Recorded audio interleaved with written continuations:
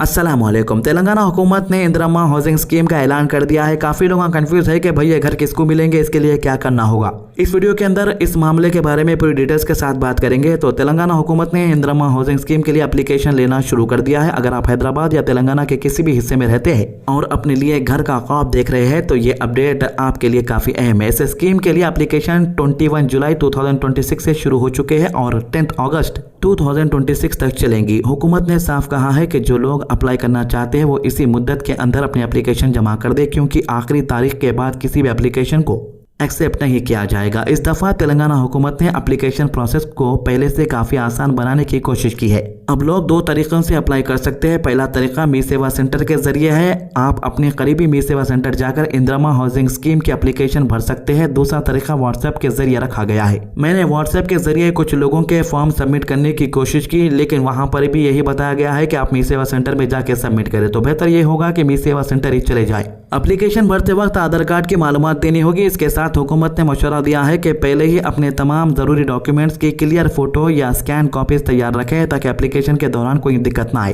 Application जमा करने के बाद लोग अपने एप्लीकेशन का स्टेटस भी ऑनलाइन चेक कर सकते हैं। मी सेवा पोर्टल के जरिए रियल टाइम में पता चल जाएगा कि एप्लीकेशन किस स्टेज पर है और इसका क्या स्टेटस है। हाउसिंग मिनिस्टर पोंगुलेटी श्रीनिवास रेड्डी ने स्कीम के बारे में तफसील से बताया। इन्होंने कहा कि तेलंगाना हुकूमत सिर्फ घर की जगह ही नहीं दे रही, बल्कि लोगों के पास पहले से जमीन है उनको भी घर बनाने के लिए 5 लाख रुपए की माली मदद दी जाएगी। इस तरह जिन लोगों को हाउसिंग साइट अलॉट होगी उनको भी घर की तामीर के लिए 5 लाख रुपए दिए जाएंगे। हुकूमत का कहना है कि अलॉट होने वाली जमीन की मार्केट वैल्यू तकरीबन 40 लाख से 7 लाख रुपए के दरमियान हो सकती है। सबसे बड़ी बात यह बताई गई है कि रजिस्ट्रेशन का पूरा प्रोसेस बिल्कुल मुफ्त होगा। बेनिफिशियरीज को रजिस्ट्रेशन के लिए 1 रुपया भी खर्च नहीं करना पड़ेगा। इस मर्तबा सिर्फ सर्टिफिकेट या अलॉटमेंट पेपर नहीं दिए जाएंगे, बल्कि रजिस्टर्ड सेल डीड के जरिए पूरी मिल्कियत का हक दिया जाएगा, यानी बेनिफिशियर को कानूनी तौर पर प्रॉपर्टी का मालिक बनाया दिया जाएगा। अब पहले जिन लोगों को घर मिले वो लोग घर बेचने की भी खबरें आ रही थी। इस पर जो है हुकूमत ने एक शर्त भी रखी है। अलॉट होने वाली प्रॉपर्टी को रजिस्ट्रेशन के बाद 10 साल तक बेचा नहीं जा सकता। हुकूमत का कहना है कि इस लॉक की पीरियड का मकसद ये है कि लोग घर हासिल करते ही उसे बेचकर दोबारा बेघर ना हो जाए, लेकिन इस दौरान बेनिफिशियरीज अपनी रजिस्टर्ड प्रॉपर्टी के डॉक्यूमेंट बैंक में गिरवी रख के लोन जरूर ले सकते हैं। रजिस्टर्ड पेपर रहने पर आपको बैंक आसानी से लोन भी दे देगा। बैंक आपको कोई सवाल जवाब भी नहीं करेगा। ये एक आसान प्रोसेस कर दिया समझो इस बार।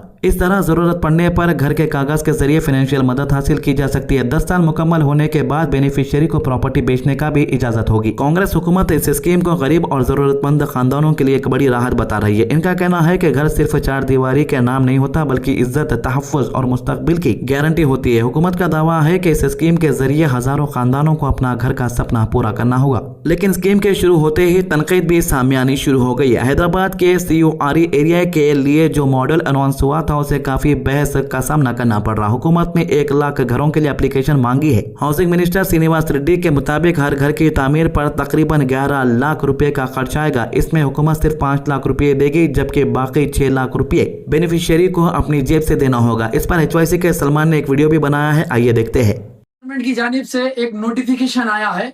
ये नोटिफिकेशन नहीं बल्कि लूटिफिकेशन है। गरीब आवाम को लूटने का तरीका। जो डबल बेडरूम जो फ्लैट्स जो दिए जा रहे थे वो KCR गवर्नमेंट की जानिब से वो तो फ्री थे, मगर अब रेवंत रेड्डी गवर्नमेंट इसको 11 लाख रुपए में बेच रही है और कह रही है कि गरीब आवाम को 6 लाख रुपए देना होगा और वो लोग 5 लाख रुपए देंगे, मतलब 11 लाख। तो 5 लाख गवर्नमेंट सब्सिडी देगी। फ्लैट का एरिया है 528 स्क्वायर फीट और कारपेट एरिया है 400 स्क्वायर फीट। गवर्नमेंट सब्सिडी है 5 लाख रुपए। पहली बार नहीं दे रहे रेवंत रेड्डी यहाँ पर कोई घर बना के। तुमको मालूम होना कि कोई पहली बार में घर नहीं बन रहा और ये मजाक बंद करो गरीब के साथ। गरीब के पास साथ जो है ना जो मजाक किया जा रहा है, कहा जा रहा है कि भाई पहले 100 रुपए का एप्लीकेशन खरीदो, फिर उसके बाद में वो एप्लीकेशन जब सबमिट करेंगे उसके साथ 10,000 रुपए आपको एक श्योरिटी के तौर पे बनना है। आप 6 लाख पूछ रहे हो गरीब के पास, एप्लीकेशन बनने 10,000 नहीं है उसके पास। मैं अब ये कहा जा रहा है कि भाई 1.5 लाख रुपए जो है ना गज जमीन है, 1.5 लाख रुपए गज जमीन है जो फ्री में दे रहे गवर्नमेंट की जानिब से। इसके अलावा इस स्कीम के लिए कुछ और शर्तें भी रखी गई है। एप्लीकेशन को क्यूर एरिया में कम अज कम 10 साल से रिहायशी करना जरूरी होगा। एप्लीकेंट के नाम पर उस इलाके में कोई और घर या फ्लैट नहीं होना चाहिए और फैमिली की सालाना इनकम 6 लाख रुपए से कम होनी चाहिए। इसके अलावा 10,000 रुपये अर्नेस्ट मनी डिपॉजिट और 100 रुपये एप्लीकेशन फी भी देनी होगी। इस वजह से काफी लोगों ने इस पॉलिसी पर सवाल उठाए हैं। जैसे हजवाइशी सलमान ने इस स्कीम की तुलना पिछली BRS हुकूमत के डबल बेडरूम हाउसिंग स्कीम से भी की जा रही है। ओपोनेंट का कहना है कि उस वक्त एलिजिबल बेनिफिशियरीज को बिना किसी कंट्रीब्यूशन के घर दिए गए थे, जबकि अब गरीब लोगों को लाखों रुपए का इंतजाम खुद करना पड़ रहा है। इस वजह से सोशल मीडिया और सियासी माहौल में इस स्कीम को लेकर मुख्तलिफ राय सामने आ रही है। AIMIM की तरफ से भी इस स्कीम के ऑफिशियल लॉन्च में हिस्सा लिया गया। बैरिस्टर असदुद्दीन ओवैसी की हिदायत पर AIMIM के लेजिस्लेटर तेलंगाना सेक्रेटरीट में इंदिरम्मा हाउसिंग स्कीम के लॉन्च प्रोग्राम में शामिल हुए।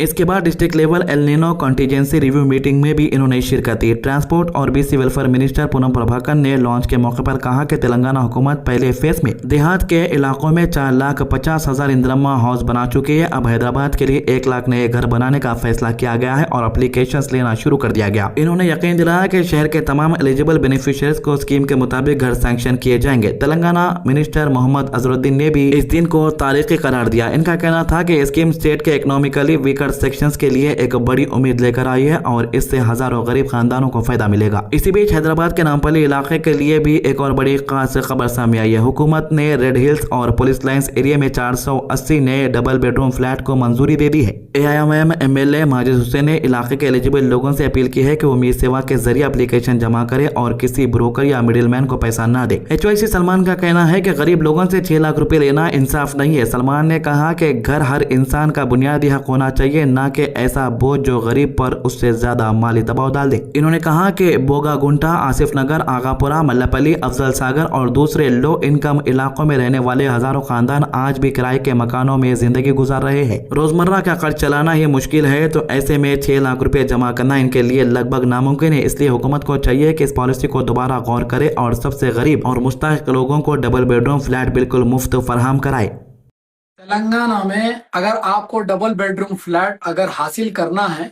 तो आपको देना होगा 6 लाख रुपए। मैंने बोल रहा हूं, ये हुकूमत बोल रही कि अगर कोई गरीब को, सॉरी अब गरीब बोलना तो नहीं रहेगा क्योंकि गरीब के पास 6 लाख कहां से आएंगे। कौन सा गरीब 6 लाख देके वो डबल बेडरूम खरीदेगा। अब रेवंत रेड्डी हुकूमत, कांग्रेस की हुकूमत ये बोल रही है कि गरीब 6 लाख रुपए देना होगा।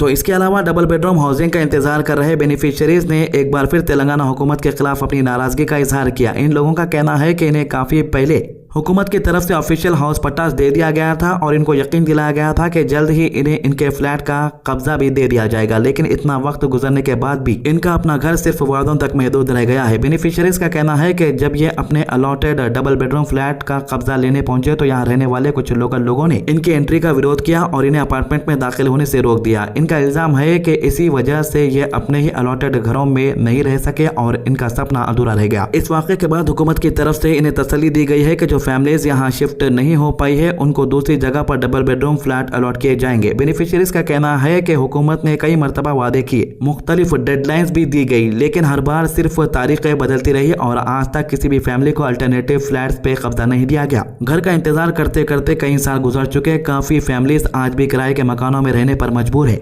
हर महीना किराया देना, घर का खर्चा चलाना और बच्चों की तालीम का बोझ उठाना दिन ब दिन मुश्किल होता जा रहा है। ऐसे में हुकूमत के वादों पर भरोसा करके इंतजार करने के बावजूद इन्हें अब तक अपना घर नसीब नहीं हुआ। इनका क्या कहना है, आइए सुनते हैं इन्हीं की जुबानी। अस्सलाम वालेकुम।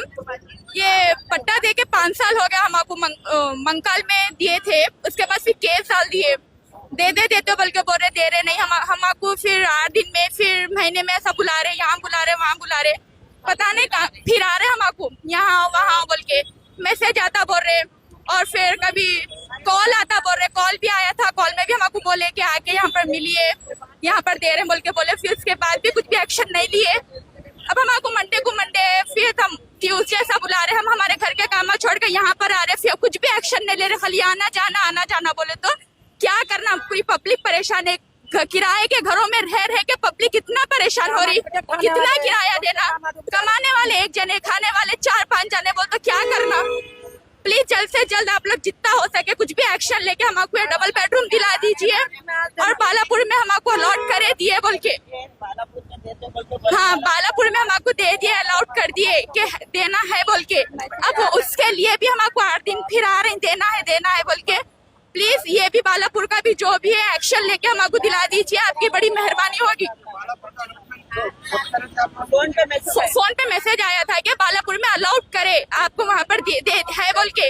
अब वो मैसेज वीडियोस भी डाले कि यहाँ पर घर बन रहा बोल के।